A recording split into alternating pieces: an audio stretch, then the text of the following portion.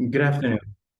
Our Good afternoon. Our team, Last of Us, has taken upon ourselves the challenge of addressing services and resources outside of the classroom proposed at the 2023 NC Datathon.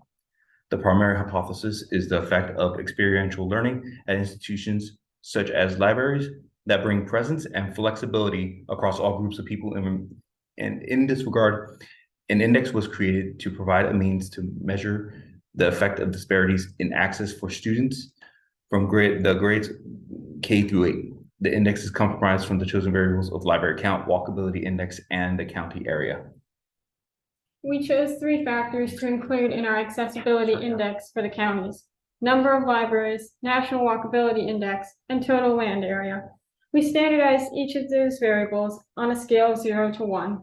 Then we generated a heat map of these standardized variables in each county.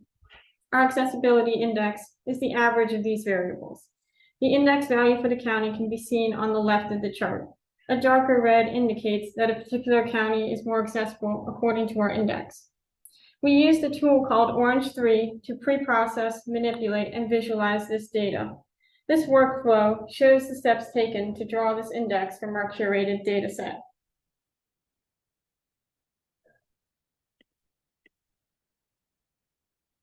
We have created an interactive map of North Carolina and its counties. This heat map is based on our accessibility index, which is calculated from the number of libraries, walkability index, and the area in acres. When you hover over your desired county, you can see the attributes, including the name of the county. You can clearly see which counties we have deemed as accessible, including Wake, Mecklenburg, and Buncombe counties. We can also see which counties are less accessible, including Gates, Perkins, and Warren counties. Based on this map, we can see the trends of less accessible countries in the mountains, which in our opinion makes sense because of the lack of better roads and larger areas. Now let's compare this to the counties at the bottom. No.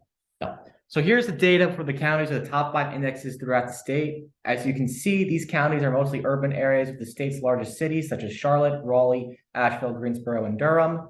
In addition, while the academic performance index varies, other indexes such as the library count and the walkability index are among the highest in the state.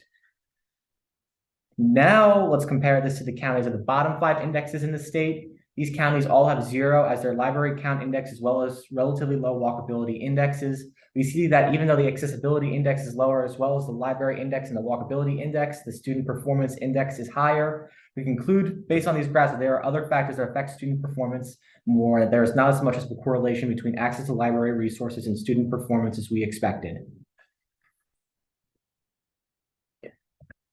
In closing, the hypothesis did not show significant correlations for a clear path to address the challenge we aim to solve. However, further exploration into these areas utilizing weights into machine learning models to better assess individual variables at a granular level. Thank you.